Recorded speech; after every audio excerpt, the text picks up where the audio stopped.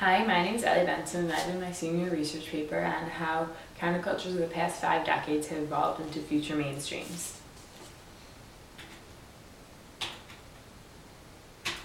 So how did I think of my topic? As previously stated, my topic is how countercultures have evolved over the past 5 decades into future mainstreams.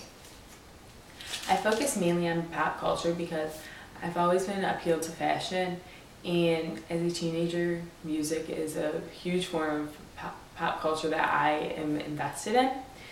This topic came to me one day as I was talking with my sister about my mom's clothes and how, as she was a kid, some of the clothes she wore were very, very similar to what we are wearing today, but how some of the other ones she said she would never dare to wear.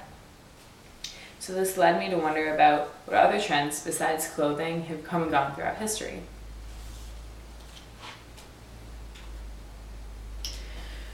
So once I started my research, I kind of focused on what I knew.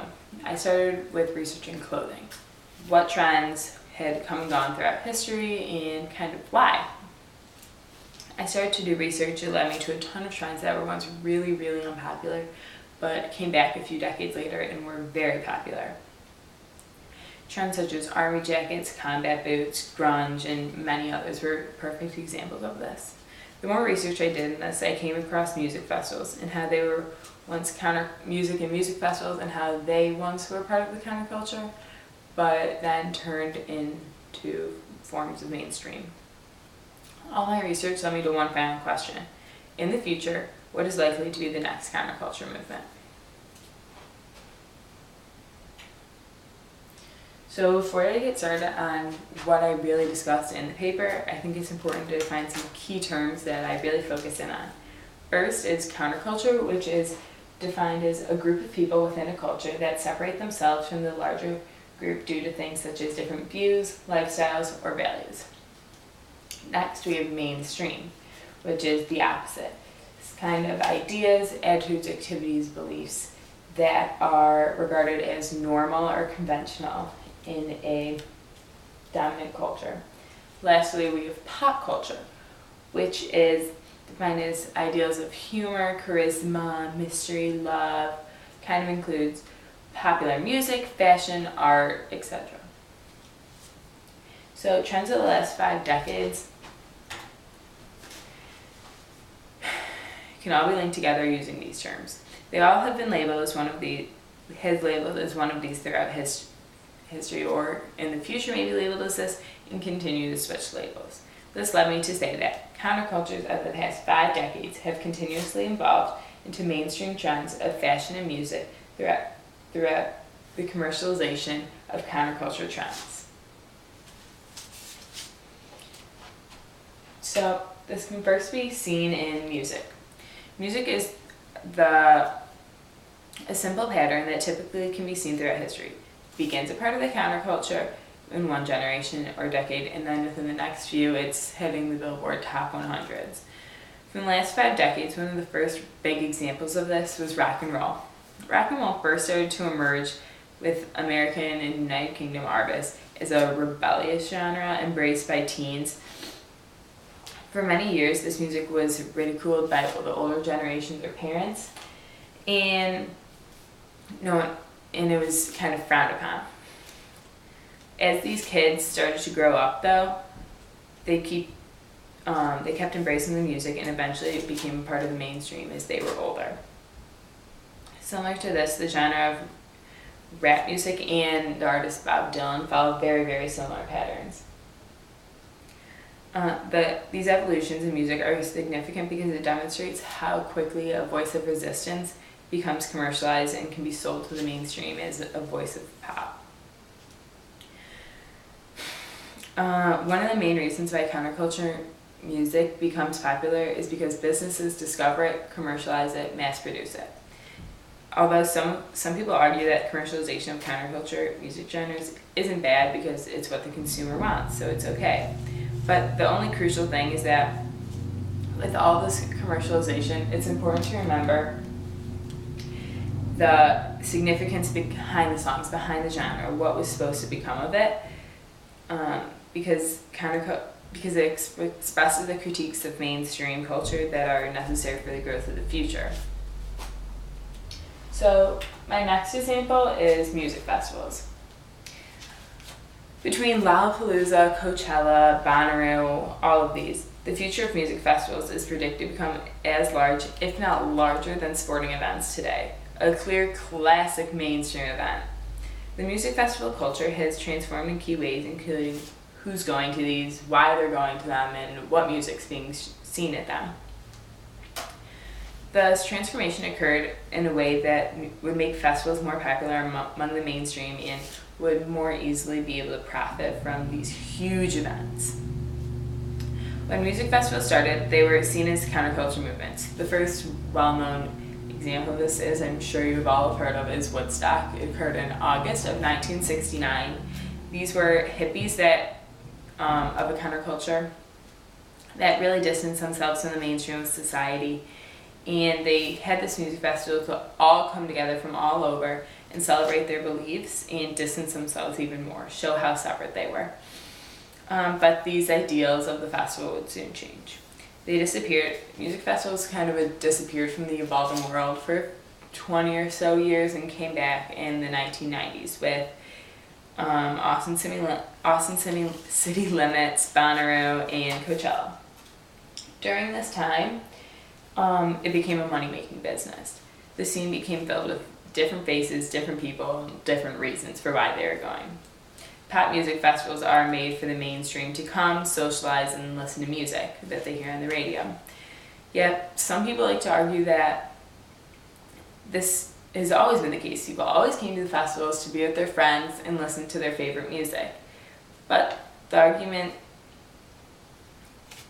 now is that it's led by the majority, not the minority at all. The commercialization of the festivals has not necessarily changed the inherent ideals that have always come with these events, but some even argue that music festivals today are trying to get back to their main roots of their Woodstock times, which would mean bringing back kind of these hippie vibes. Yet this isn't really true, because modern music festivals aren't really looking to celebrate countercultures or celebrate beliefs or rejection of society, but rather they're a way for huge corporations and huge artists to make millions from affluent kids who are going to them. Even though the original purpose of these festivals is completely lost in history, the festivals themselves continue to thrive, and the commercialization of these festivals transform the counterculture movement into something that could be hugely profitable among the mainstream. Lastly, we have fashion. History shows how fashion trends move from generation to generation by going from one generation's counterculture to the next mainstream. Major trends over the past 5 decades have almost all been repeated, but this necessarily isn't a shock to any of you because you're all wearing these trends. As time goes on, the fashion industry found that it's really easy to take older, edgier trends and reintroduce them on the runway as new, never before seen, that are clearly enjoyed by the masses. This commercialization of the counterculture styles takes away the original motivation behind the trends, but it provides an appeal to a wider array of people. The counterculture fashion trends of the past are repackaged and sold as trends that appeal to the mainstream for people to for the designers to make a greater profit off of. These trends are reintroduced as socially acceptable about a decade or two later. For example, the army jacket. Counterculture movements wore this piece in the 60s to ironically represent how they were against war, but now it's seen as a staple piece among the masses that has an edgy twist to it. The same exact thing can be seen with combat boots or the popular brand Doc Martens. Both of these pieces were seen as edgy and supported the grunge movement in the 1990s, but when they were reintroduced in the 21st century, were just seen as a style piece. Then it was trying to embrace grunge, but now it's kind of just turning away from it. And in a big way for celebrities or for designers to create these trends and make them big again is their celebrities. Celebrities such as Rihanna can be seen wearing grunge and army jackets all the time. And since many of us like to follow what celebrities are wearing, it's quick to get out. The trend is quick to spread. So the idea that all new fashion trends are just sold as counterculture makes it easy to predict what's going to hit the runway next. Sarah Mower from Vogue magazine states that this is made from an algorithm. An algorithm predicts all the future trends. So what you do is take today's date, 2016, and subtract 25 years, which is the average year or the average age of the designers creating these new products. This algorithm states that designers take trends that they barely remember from when they were younger, in trends that weren't really popular, and bring them back to the mainstream as new, fresh styles. Kind of an inspiration from when they were a kid and never got to participate in this trend. It allows this algorithm allows designers to utilize the past in the best way possible as they transform style into mainstream. Some people might argue that these trends that hit the runway each year are new, not influenced at all, but the reason for this is that these trends aren't seen through history. They're not the ones being published. It's the mainstream ones being published. They're not really accounted for in history at all. So due to the fact that these counterculture trends weren't popular at their original debut, these designers are able to utilize them and create new trends that can be commercialized for the mainstream. So now it's very clear that counterculture trends are the next future mainstream. And knowing this, it allows people to predict what's to come. So Scenario Magazine wrote an article by Catherine Peterson called Counterculture of the Future, and it states all these different ways on all these different countercultures of the future.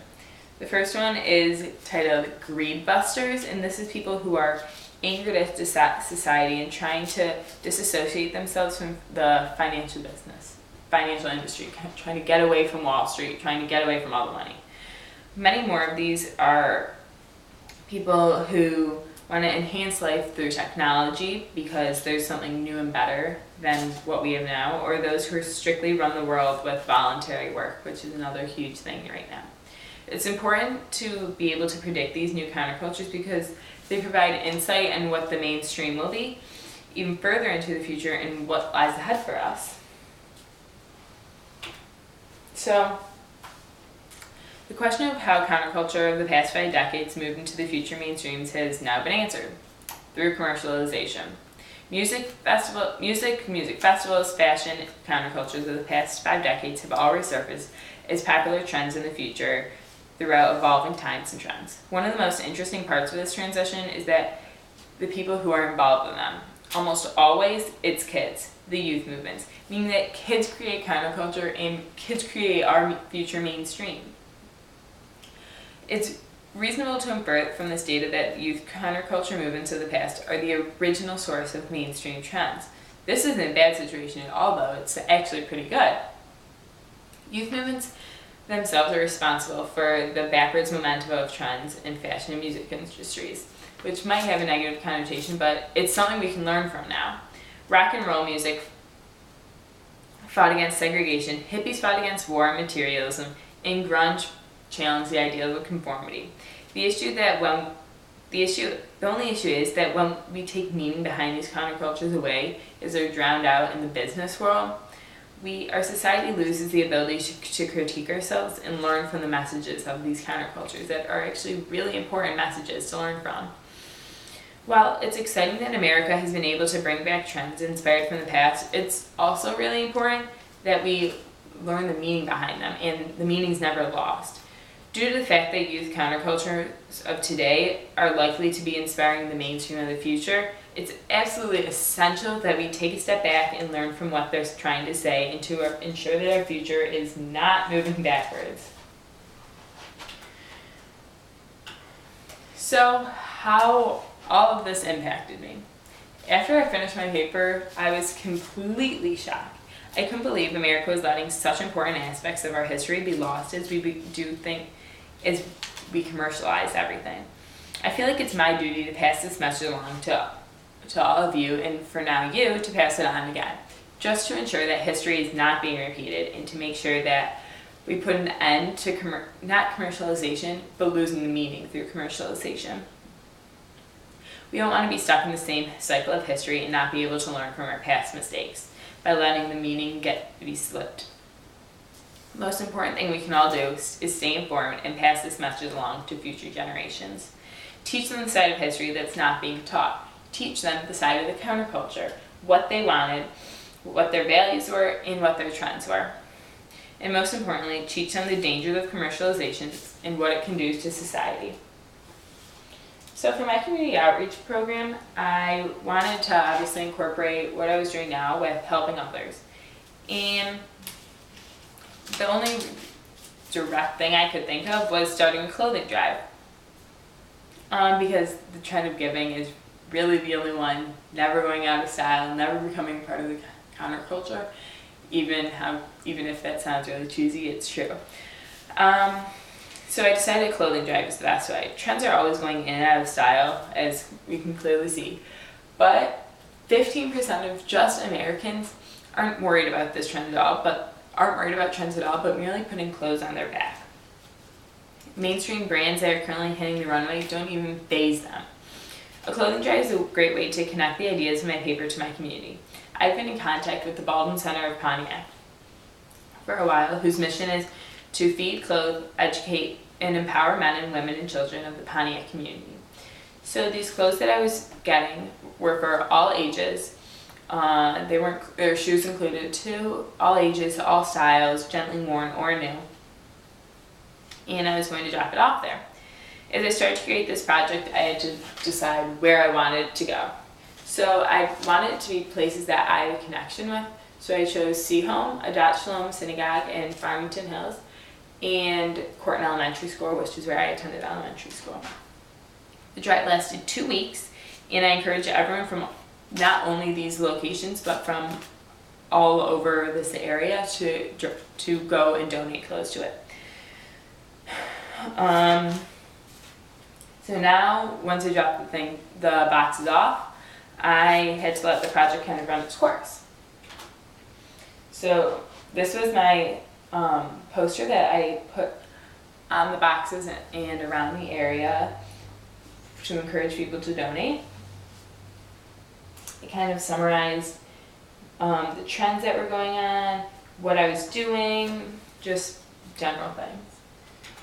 Next, my project in motion. Once I dropped the boxes off, there wasn't much to do. I made announcements at school and at Adat Shalom in Corton to donate, and I encouraged people to donate, but I kind of had to let the project run its course. But when I went to Corton Elementary School, where one of the donation boxes was, my previous teacher asked me to speak to the 5th grade class there and tell them about my project and what was it going to do and why it's important to give. So I got there and I introduced my project, told them what it all was, so I just said to you what my paper was and why I was doing this. And then lastly, which was the most important thing, I told them how they could help and why their help was so important. I needed them to donate, encourage others to donate, etc. I told them the importance of doing community service and what it has done for me and why I enjoy it. Now, this wasn't initially what I planned for my community outreach to become, but I'm so happy and thankful that I did. I can honestly say that this was one of the most rewarding parts of this whole project. I feel like I really connected with these kids and made the message clear and how important it is to give back and get involved. So the next step was for me to retrieve my boxes and go to the Baldwin Center. Picking up from Seaholm and Adat Shalom, both the boxes that I dropped off were full and I felt very accomplished. And then I got an email from my teacher at Corton saying that they had a bigger donation load than they expected and than I expected. They'd brought in other boxes and they said it was going to be a big job. But I didn't really realize how big it was going to be until I got there. I got there and there's boxes all over the school. and I couldn't even fit them into my car. I had to have someone come help me and put them in their car as well. It was completely overwhelming, to say the least. But it was such an amazing feeling knowing that I was not only helping the Baldwin Center, not only helping the people in the Pontiac community, but I was helping these fifth graders learn how important it was to give. And having them do this, I kind of talked to them after a little, and they said that they really did learn and really liked giving, and it was something they wanted to continue doing in other ways. Then the next day, I went to the Baldwin Center. I repackaged a lot of stuff, somehow fit it all into my car, and headed off.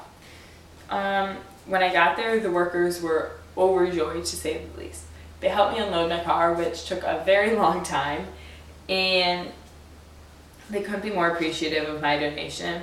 In the past, I donated clothes, but I never got the hands-on experience of going and dropping it off, seeing the people buy my clothes, and seeing the people in charge of this, kind of how the clothing drive runs.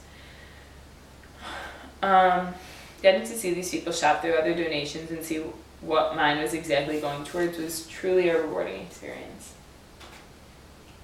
These are the kids at Corton folding some of the clothes. These are all the clothes in my garage. And so in conclusion, looking back on this overall experience, I can say that I would not change one thing. Learning new things about trends and how they come about, or rather come back around or adapted to a community outreach program, truly changed my perspective on this whole subject. I learned that not only learning about history is crucial for what's to come of the future, such as how trends are always coming back around and, more importantly, who's starting these trends, but I discovered that youth movements are the ones going unnoticed. Their impact goes completely unnoticed as they start counterculture trends that have a huge impact on history. I also discovered a trend never going out of style is the trend of giving or donating. There's so many people who don't care about what the mainstream or counterculture trend is, but just need merely something to put on their backs. I feel it's our duty, if of course one is able, to donate last year's mainstream trend to someone who may need them a little more than you do. Thank you.